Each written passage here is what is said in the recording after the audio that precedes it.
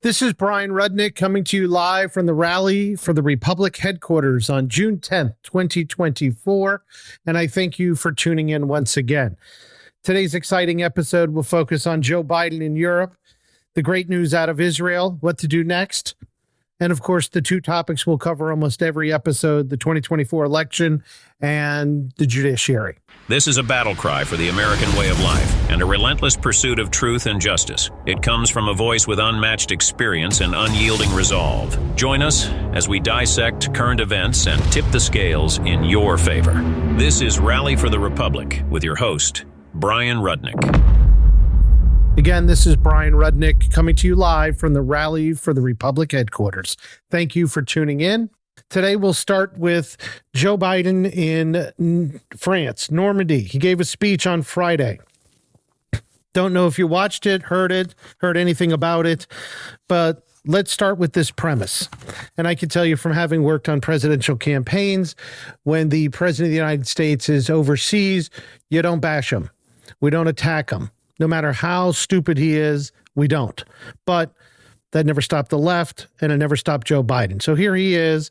He meets with Vladimir Zelenskyy. A lot we can say about that man, but we're going to hold back to focus on Joe Biden for right now, who decides to apologize to him because the U.S. government didn't move fast enough to fill his coffers.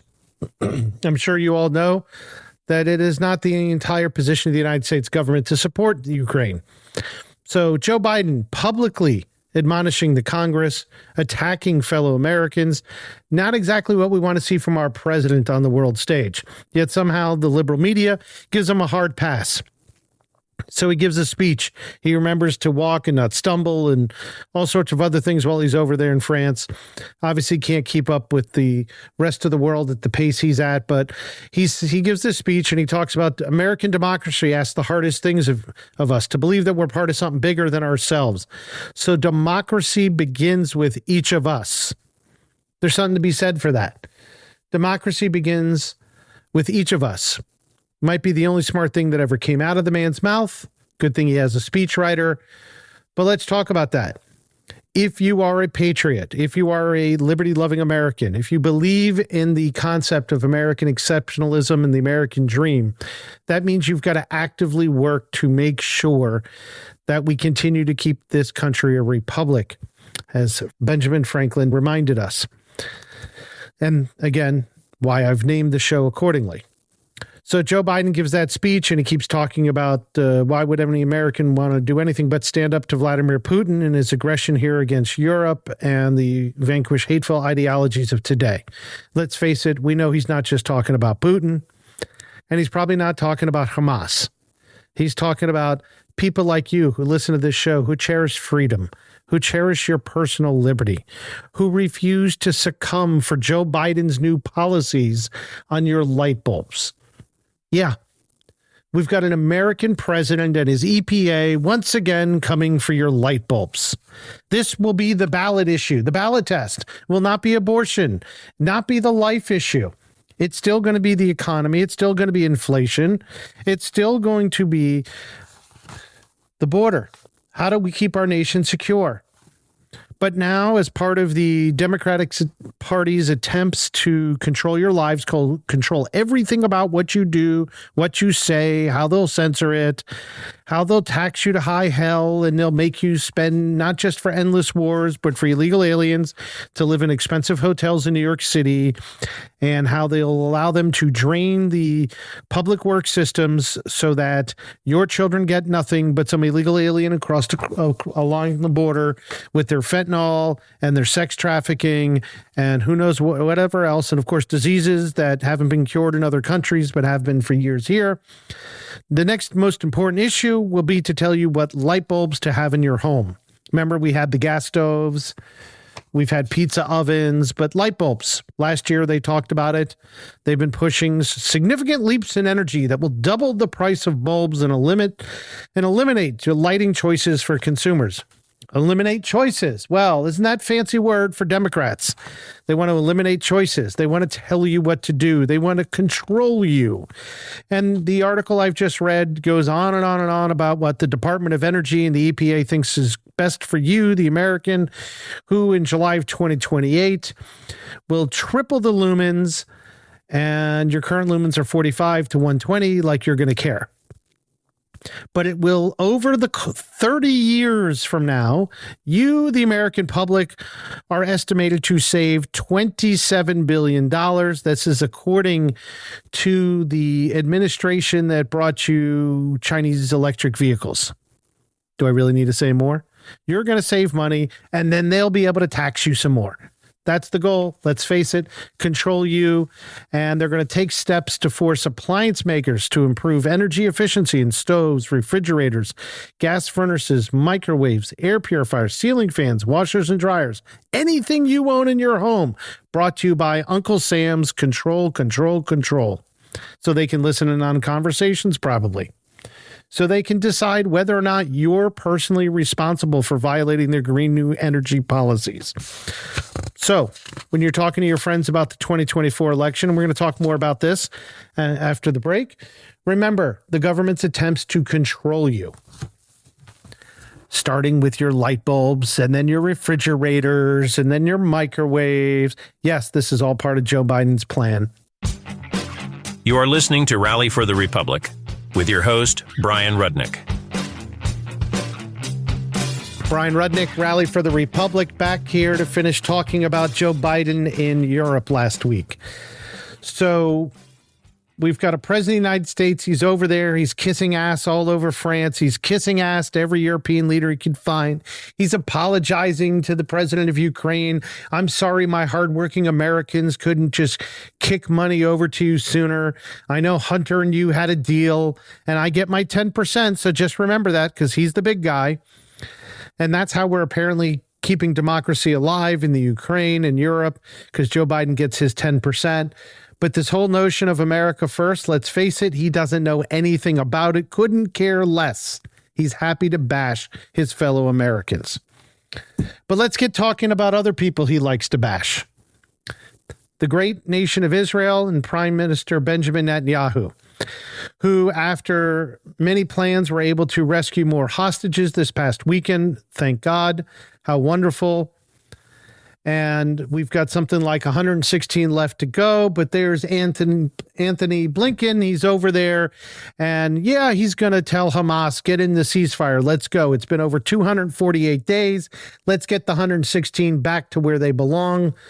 And Hamas has already put out statements. If the Israeli Defense Forces come anywhere near where they've got hostages, those hostages are to be killed. But sure, let's get into a ceasefire. These are people who are clearly humanitarian in nature. Remember, they were killing and threatening their own people if they were distributing food aid. But sure, they'll be trusted with another ceasefire. Oh yeah, that's worked out so well. And Joe Biden's taking pressure all around the country, everywhere he goes.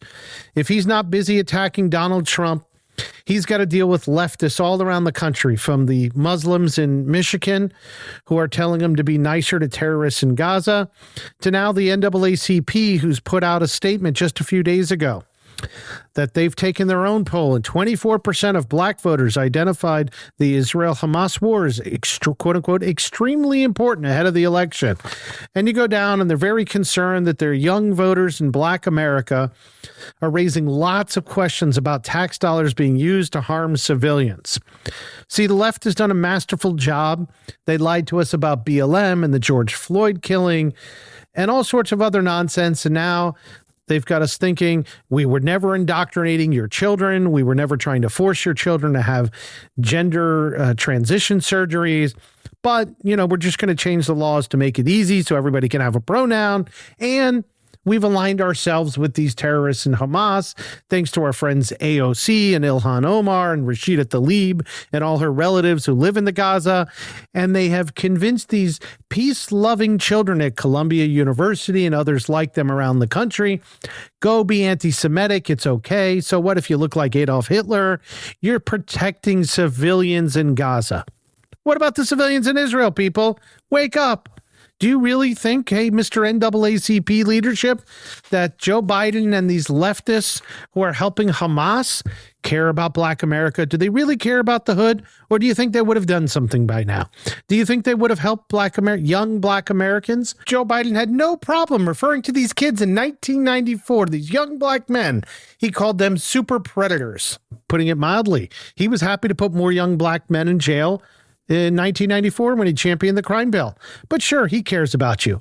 Believe it. He spent 3 weeks telling you. So he must be telling the truth, because that's all Joe Biden does is tell the truth if he remembers it. But I digress. What's going on in Israel needs to continue. As I saw one Florida legislator who was over in Israel visiting this weekend said, keep dropping the bombs, because we're not going to see peace until we eradicate terror. That's what needs to happen. Just like the United States had no problem going over to Afghanistan and Iraq when we were attacked, Israel has the same rights to self-defense. And war's not pretty. Unfortunately, civilians will get harmed, but civilians have been harmed. And it's not going to stop until we end the terror. So please stop telling Israel to engage in a stupid ceasefire when they're not even invited to the tete-a-tete in Jordan tomorrow. How about that? Whole bunch of Arab nations. Maybe Anthony Blinken's going to be there too. But Israel ain't. So how do you expect Israel to be a party to a ceasefire when they're not invited to the party? Think about that for a moment, folks. But that's what's happening in Joe Biden's world. Let's condemn Israel, condemn their leadership, say they're too harsh, join with Hamas to win the 2024 election, and hope by some miracle we end World War III. Guess what? Unacceptable. But you know what else is unacceptable? The judiciary in America. That's right. You heard me say it. But that in a moment. First, I want to finish talking about the 2024 election. Today, if you've turned on the news already, you've heard that Donald Trump is a terrible person again. Once again, the left can't help themselves. He's got a revenge agenda. AOC, Alexandria Ocasio-Cortez, the most peace-loving, hippie socialist you've ever met in Congress, who is happy to tweet to her supporters that they should punch a cop, is now worried that Donald Trump is going to seek out revenge on her. Now, I don't know if you followed AOC over the last few years and the dumbest statements ever made. This is starting to get towards the top of the list because I'm pretty sure Donald Trump has practically forgotten about her since she has no bearing on the indictments against her. I'm pretty sure she's much lower on the list below Jack Smith, Hunter Biden, Joe Biden, the lady in Georgia, Fani Willis, who's having an affair with her key prosecutor, the judges in these cases, their daughters who work for the Democrat Party. I mean, the list goes on. Pretty sure AOC, you're just trying to become noticed again. I guess you're tired of not being in the news cycle. You're a little upset Marjorie Taylor Greene is getting a little more exposure than you, so you're going to go back to attacking her and Joe Biden and work with other progressives to do the same, so you seem relevant. Because, quite frankly, while you have influenced Joe Biden and Bernie Sanders, you're like the least relevant person in America. You were probably more relevant when you were tending bar. But today, the Democrats want you to think there's not important things to analyze from Joe Biden's anti-American trip to Europe.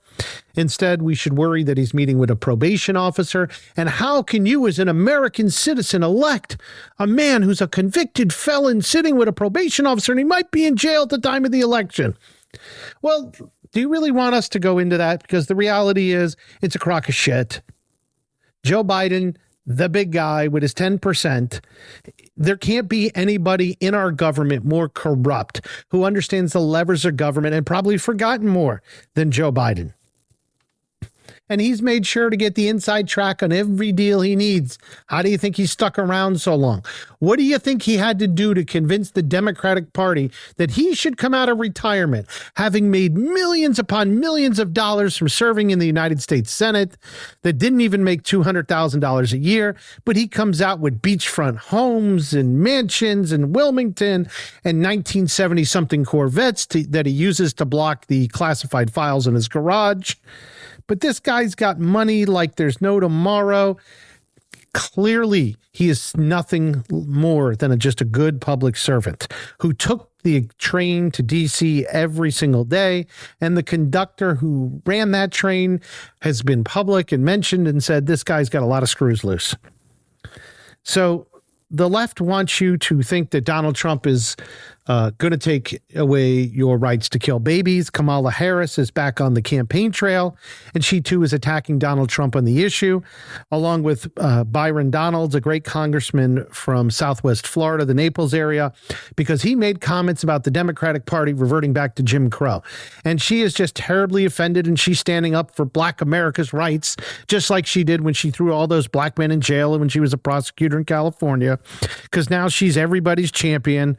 She is such a great, wonderful person that everybody who's ever worked for her has quit, run away, can't get away from her fast enough. The Democratic Party is wishing they never heard her name. Jill Biden is wishing they threw her off a debate stage years ago after she attacked her husband as being a racist. Let's remember, the woman sitting with Joe Biden in the White House as his right hand, supposedly, his number two, is a woman who got up on a national stage and accused him of being a racist, but she's happy to serve in the administration, fighting that injustice against racism that she is now claiming Donald Trump and African-American Congressman Byron Donalds are championing. Think of the irony. And while she and the rest of the left still want you to think that the Republican Party is coming after women's reproductive rights, as they like to call it, but again, I like to call it the life issue. A brilliant move by United States Senator Rick Scott, who came out with an ad last week reassuring America, especially Floridians, that he is a grandfather, champions IVF, because he's had a daughter who has struggled with fertility issues, and he recognizes the importance of having families, strong, good families, because that is a Republican value. And Senator Scott came out with a brilliant ad to remind people that as a grandfather, this is a very personal issue to him, and he stands with anyone seeking IVF treatments. And that is just simply a brilliant move that more Republican candidates need to look at and champion, and remind the voters that you care about them. Remind them you're not in it for the power. You're in it to actually help people with real life issues, and you care. Kudos, Senator Scott. You are listening to Rally for the Republic with your host, Bryan Rudnick. Bryan Rudnick here, Rally for the Republic. We're at the tail end of the show, and I want to talk about a key issue. And before I forget, we're talking a lot about the 2024 election and issues that impact. Make sure, if you're a Republican activist, Republican candidate, member of the Republican Party who's actively trying to win this election, you stay focused on the economy. You stay focused on the fact that foreclosure rates are about to skyrocket, that Bidenomics has caused people to not be able to afford their homes, their gas, their health insurance, the things that we need to survive on a daily basis. I promise you, it is not these other topics the Democrats want to address. No. See, I get all choked up just thinking about where our country's gone and what we need to do to fix it. And this weekend, when I had a time to decompress after having been in a family court hearing over my young son, who is unfortunately in part a victim of situation, but also a victim of a court that really doesn't champion families and the children of those families like they profess. And I was reading the news, scouring even the liberal media. I mean, I just even looked at CNN and MSNBC before coming on air, and I just can't help but think how wayward some of these people are. And the Washington Post, owned by Jeff Bezos, who owns Amazon, has a couple of articles on Saturday where they want to remind us that the United States Supreme Court is filled with corrupt associate justices. So I want to give you some food for thought here, because I am railing against the judiciary from the United States Supreme Court down to our local county and circuit courts, because I do think we have an epidemic in America. I think we have judicial officials, that also includes magistrates, Remember the lady last week who couldn't define a woman because she doesn't know biology or common sense? And we have these officials that have allowed the power to get to their heads. And we, as the American citizens, the people who are supposed to own and control our own government, have allowed these lawyers in black robes, people who dress up for work, to usurp our power. Their job is to interpret the laws, to enforce the laws. Their job is not to make the laws, but they have made laws for themselves that allow them to get away with their levels of corruption. And if they're allowed to get away with their own levels of corruption, what do you think they will do to you? Because I'm sitting here 80 plus days waiting on a court order that tells me how I can help my son do better in life. And if I'm facing that, you could be assured that my situation can't be worse than somebody who doesn't have my resources. You could be assured my situation isn't any worse than somebody who doesn't have my know-how, who hasn't screamed and shouted in a courtroom. Because we got judges here and justices who have completely taken advantage. And when you're a circuit court judge, county court judge, who's making your 140, 50, 60, 170,000, maybe $180,000 a year, and you see an associate justice of the United States Supreme Court who earns $298,500 as a base salary, and you see them getting this outside earned income and nobody holding them accountable, it really makes you wonder, what can you get away with? So as the Washington Post put out this article, they put out one simultaneously on the same page by retired Judge David Tattle, who's issued a stark warning about the Supreme Court in his new memoirs, because he too wants to get in on the cash cow that judges get. And, you know, he's admitted he may have screwed up in not telling people that his blindness, his physical blindness, was starting to impair him worse than it has. But I guess, you know, he wants to be covered by the ADA like all other Americans. And he's 82 and he's getting old, and Clinton appointed him, and he's been there and he's done that and he's seen that, and he knows he's not getting on the Supreme Court. And he thinks there should now be term limits. Wow, this is a liberal judge calling for term limits. Wonder why? Maybe he sees what some of us have already known. Power gets to their head. So he goes into a couple things, talks about Ruth Bader Ginsburg and all sorts of stuff, and it's his memoir, and he's got his German Shepherd guide dog named Vixen, and apparently that's just a warm, loving, awesome dog. Wonderful. And he's not the first federal judge, by the way, to be blind on the courts. So not as much a big deal here for that piece. And he gets into some of his stories and whatever. But, you know, it's interesting that he feels it's important to point out that the Supreme Court may be run amok. And that's very unlike a federal judge, because he thinks his big warning to us, he must have been consulting Joe Biden before he wrote this, is that the future of our planet and our democracy are imperiled by a conservative majority that's amassing power for itself while weakening minority rights and making it harder for the federal government to protect the health and safety of Americans. Now, not for nothing, man, but you're a federal judge. You read the U.S. Constitution. You went to law school. You've been learning all the way before you entered that courthouse building. You've been learning since you got on the bench. And the laws are the laws and the Constitution is the Constitution. So how is the government at fault? You're at fault. The buck stops with you, buddy. Your job is to protect the health and safety of Americans. The Constitution hasn't been amended. No, sir. Hadn't been amended. That impacts that since Bill Clinton was getting a blowjob in the Oval and you got appointed. Sorry, let's try another lie. Done with you. Now let's talk about these Supreme Court judges and justices. I want to compliment Chief Justice John Roberts, who had no reportable reimbursements, gifts, or outside positions of any kind in keeping with recent years, they report. That means this man understands his job is to keep his integrity intact. But some of my favorite ones here to mention real fast are Ketanji Brown Jackson, who got $893,750 as an advance from Penguin Random House for her new memoir that will be coming out later this year, and I'm sure it will hit the top of the charts, and anybody reading it will say, completely woke and stupid, throw it out. Use it as tinder. When it comes out in the wood, use it for your fireplace. And Brett Kavanaugh wrote a book. He only got $340,000 because he's a white guy. Neil Gorsuch wrote a book. He got royalties from HarperCollins, $250,000.